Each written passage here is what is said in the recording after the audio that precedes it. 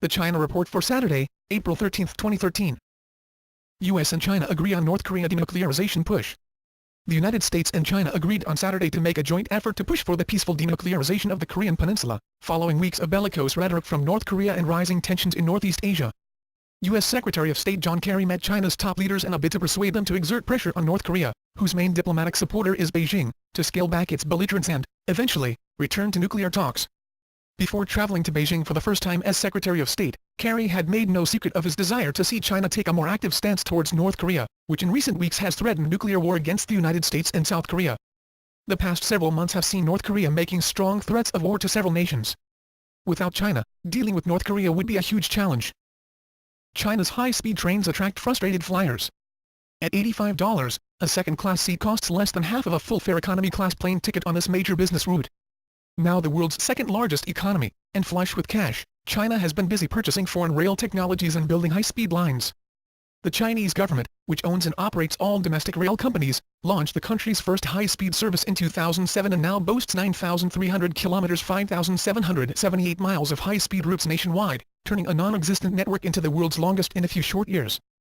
The massive investments and rapid construction, however, have raised public concerns over the new service's safety record and commercial viability, amid state media reports of empty trains traveling between inconvenient new stations in less developed provinces. Already, rail officials have slowed down some bullet trains, originally planned to run as fast as 380 kmph, to make the service safer and cheaper.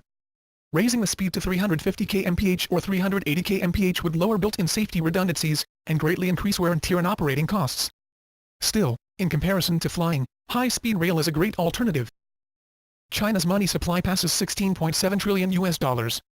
China's central bank has said that the country's basic money supply reached 103.67 trillion yuan as of the end of March, up 15.7% from a year earlier.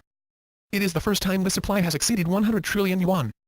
The nation's money supply stood at 97.42 trillion yuan at the end of 2012, 1.5 times the number in the United States, said the website.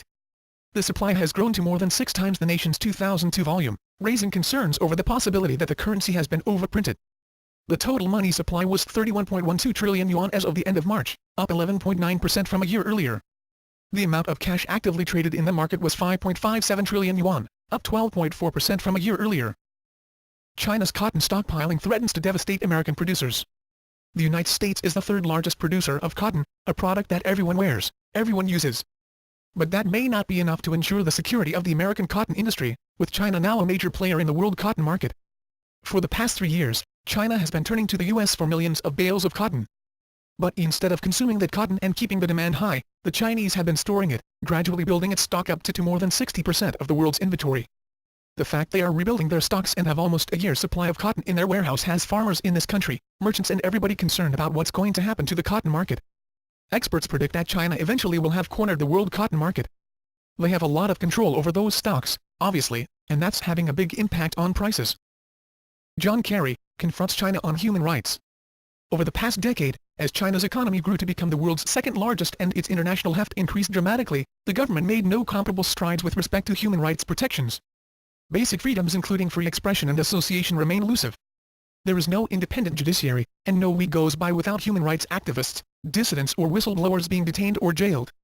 There are no independent labor unions. No foreign leader bothered to temper his or her congratulatory message to the new Chinese leadership with a suggestion that the government transition process should have been driven by popular participation, not designation by the Communist Party.